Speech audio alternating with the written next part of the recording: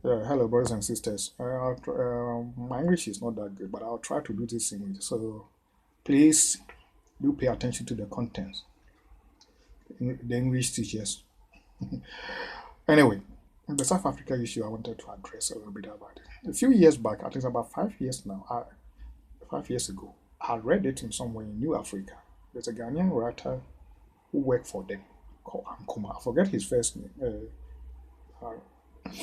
He wrote something about the time bomb East Africa and Southern Africa is facing because of the land issue.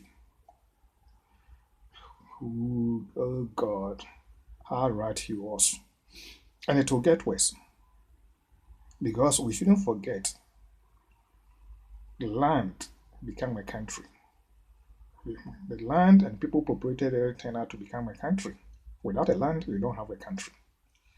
So all those places where the land owned by the minority, when the population are growing, you have to remember that the century before this one, and early part of even this century, 21st century, it was the farmers who are the billionaires, or who were the billionaires until the technology took over.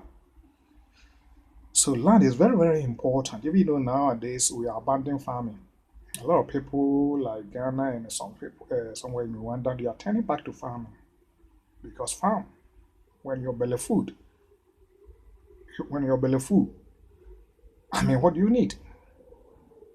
They give you a time to relax and thinking for a future and plan something else. So I'm glad some places are going back to farming. But the sad truth is that in South Africa and some part of East Africa doesn't own the land. This is the problem.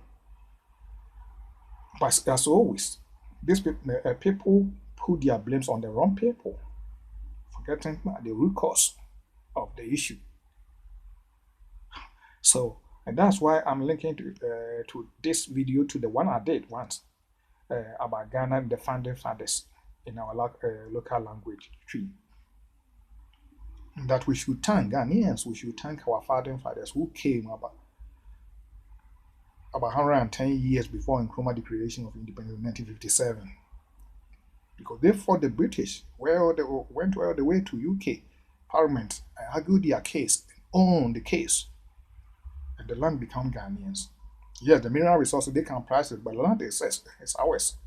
Unlike some part of East Africa and Southern Africa, this is very dangerous. Population are growing, you know, and now farming has become a lucrative business.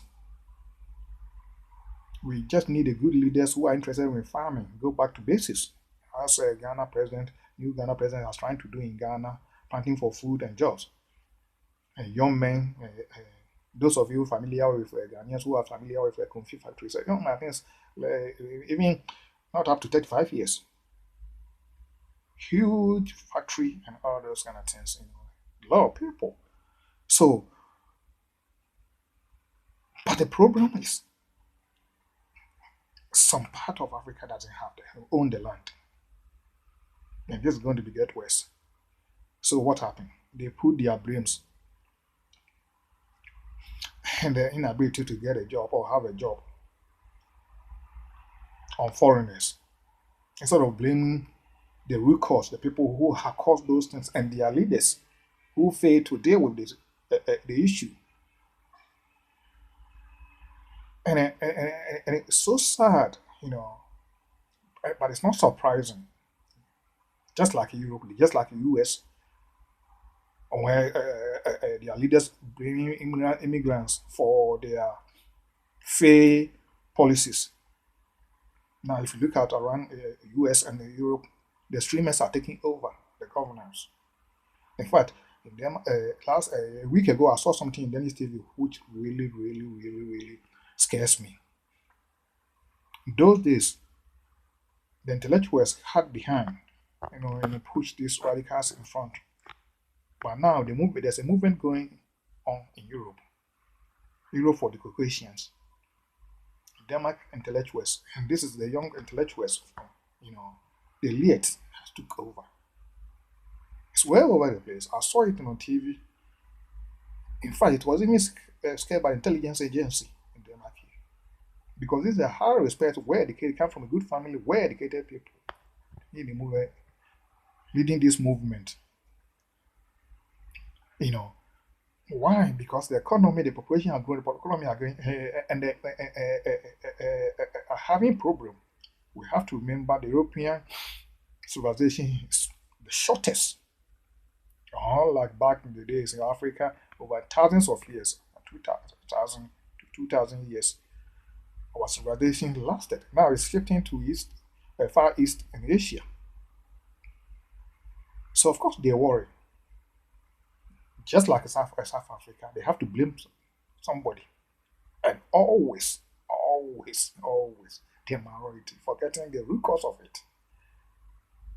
You know, my advice is that people should be very careful. Those for foreigners over there, anywhere in Europe, if you are in Europe, you are not. It's something funny going on in Europe. Oh, I'm British, especially the new generation. Oh, I'm American. You will never. If you are a black person, it doesn't matter. You are not there. Even if you came there by force during the slavery, you will never from there. So we have to think twice. The continent Africa is waiting for us. We should stop this inferiority complex and blame games and pettiness and think back so that we can go back. Because yes, what still is also going on in Africa, as we saw in South Africa, about European wine will be West, because we can be easily identify if we were born there, and we have to know that it's a political decision. Make us a citizen. We were born there politically. They give you citizenship. They can change it all the time. We saw it this thing in the First and Second World War, especially the Second World War. We were born there, and so what? So we should be very careful and concentrate and stop the inferiority complex and pettiness and try to do whatever we can to go to motherland. My brothers and sisters who have came through about 400 years, I'm glad I start the year of return. Choose anywhere in Africa which you think is okay for you. Go there. You'll be worshipped like a king. Yes, there's more incidents happening in South Africa and also it can be addressed, you know, along the line. But we should be very, very careful because things are changing and it's changing fast. Anyway, my brothers, this for my brothers and sisters from Nigeria. Please, because I have the same experience. My best friends are Nigerians, so I know them very well. And I live in Nigeria before. I know Warriors, Apele, Jos, Kaduna, where? In Lagos, I know almost everywhere in Lagos. From Ojolaba, Kukumaku, Badagry, in Level Key Size, do this. That's where we used to make shopping. Tinker Island, Koi, Kija. I know all these people. So my friends are Nigerians, but they have to change the attitude. Nowhere in the world, nowhere, I'm repeating it, everybody can be a billionaire or billionaire. And the movie industries are not helping Nigerians at all. Oh, a billionaire prince, a meet a maid, a pentile seller. A rich guy disguises himself to find a millionaire disguises himself to find a good wife. Oh, what is this? What happened to upper and lower middle class? Really. So everywhere Nigerians are, trust me, I have experience with them here in Europe. You know, so although the minority are doing that, but they should change their attitude. You know, so that we can. I remember the mid 2000, I think 2005 or so. Before then, it's harder to hear armed robbery in Ghana. Petty thieves, yes, but armed robber, and there's a strong policeman called Kofi Buachi. start crack them down. At the time, I remember very well, I was in UK. I went to holidays. Anytime you see the TV news, when they parade the armed robbers, five of them, three or four of them, four are Nigerians. The leader is Nigerian. This thing continued. Now they have recruited and trained Ghanaians, and Ghanaians have took over armed robbery. I remember when I was in Nigeria in '79. There's a guy called Chop Better, a handsome guy who doesn't want to work, kill his way through and make money. For him, killing is just like a fun for fun. Killing to make money. About the police gun him down. Please, the music industries and the Nigerian pastors should help us because the worth of a man is not the billions on the mansions you have, but how much you can reach other people's impact through knowledge sharing also can be riches. But thank you. God bless us.